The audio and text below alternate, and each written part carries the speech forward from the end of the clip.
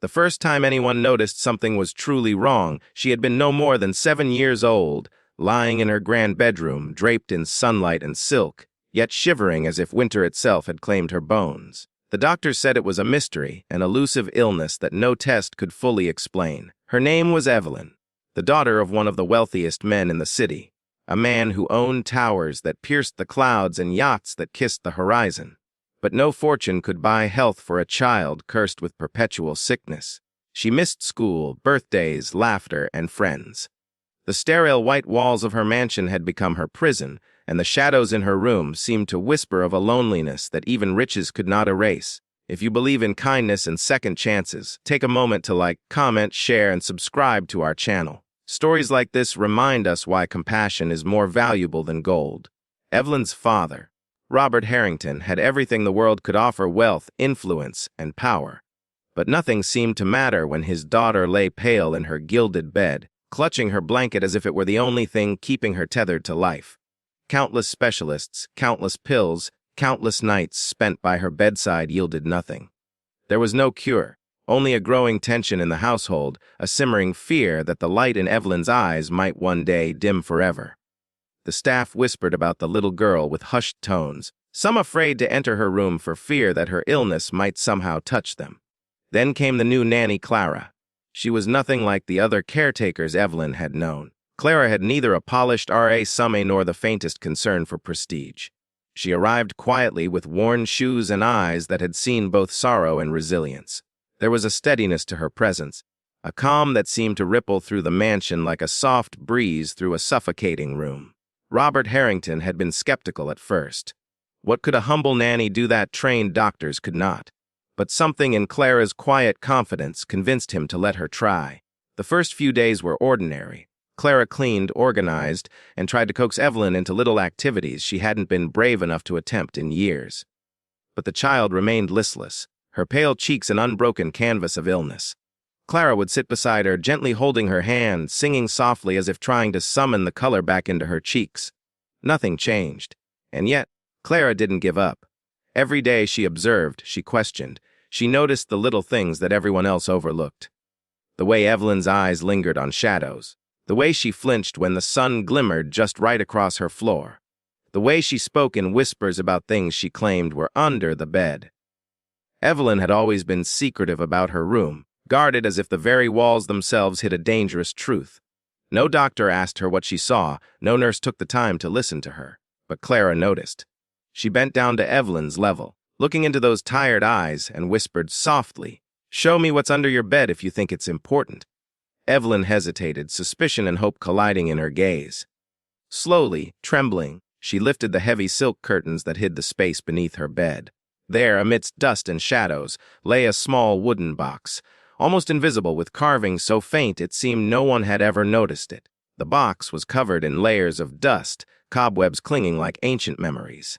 Clara's intuition flared, a mixture of caution and understanding. She asked Evelyn to open it. The little girl's hands shook violently as she lifted the lid.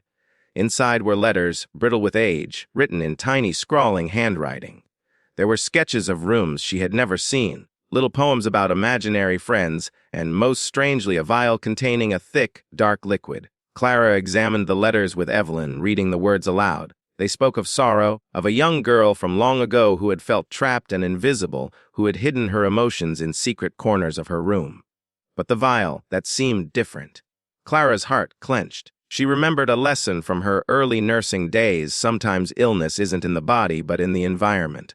A hidden cause could be poisoning, mold, or, as rare as it was, a substance triggering allergic reactions over time.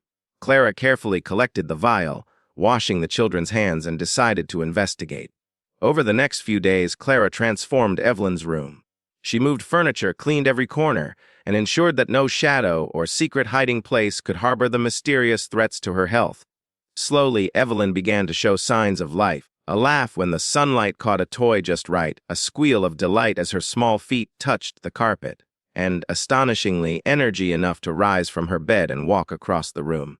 The first time she ran, tiny uneven steps. Clara felt tears burn behind her eyes. It was the first victory in a long, quiet battle that nobody else had even seen.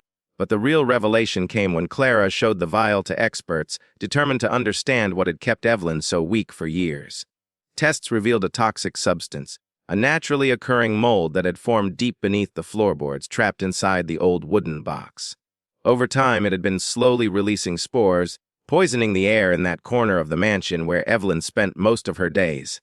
It was subtle, almost invisible, a hidden danger that had eluded the eyes of even the most experienced physicians.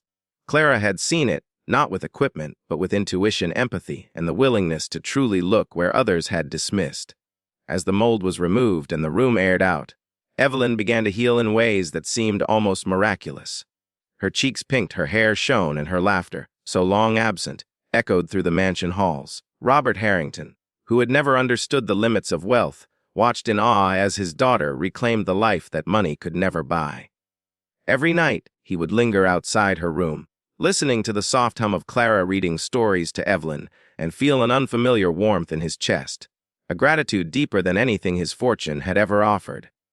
Evelyn's recovery wasn't instant. It came in steps, each one earned through careful care, patience, and love.